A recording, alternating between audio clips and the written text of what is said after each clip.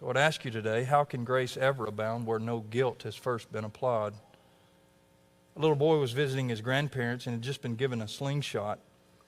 And as he was practicing in the woods with that slingshot, he realized he was not very good at using it until he walked back up to the house and saw his grandmother's chickens in the yard.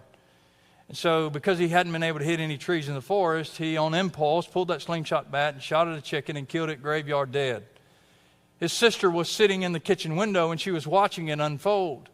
He thought that she was the only one that saw, and he was embarrassed and went and hid the chicken in the wood pile out back, hoping to hide his grievous error.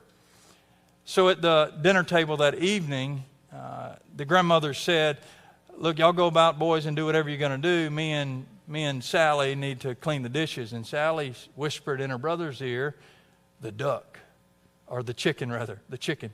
And then said to her grandmother, no, John wants to help clean the dishes. And so under guilt and the impulse of guilt, he cleaned the dishes and she went and played. The next morning, same thing happened. The grandmother came to the table and said, "Look, boys, why don't y'all go fishing today? Me and Sally are going to do some things around the house, get some things done around here."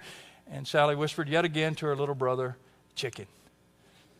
And then said, "Oh, John wants to stay here and me and Grandpa want to go fishing." And so she went fishing, and under the impulse of guilt, she manipulated him into doing what she wanted him to do, because he didn't realize that also standing in a different window of the house was his grandmother. That afternoon, the weight of this relentless manipulation was so unbearing for him that he confessed his sin to his grandmother. And he said to her, unbeknownst to him that she saw it, "Grandma, I killed a chicken with my slingshot that was given to me."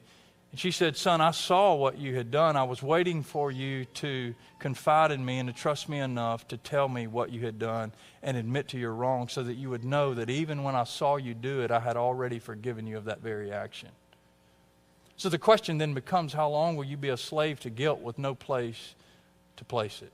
How long will you wrestle with that guilt of things that you have done in your past before you find a resting place on this, what we honor as a Sabbath day, that God has given us, in which all of your wrongs could be made right in this moment, not by what you're going to do to correct them, but by Christ's regenerative work in your life?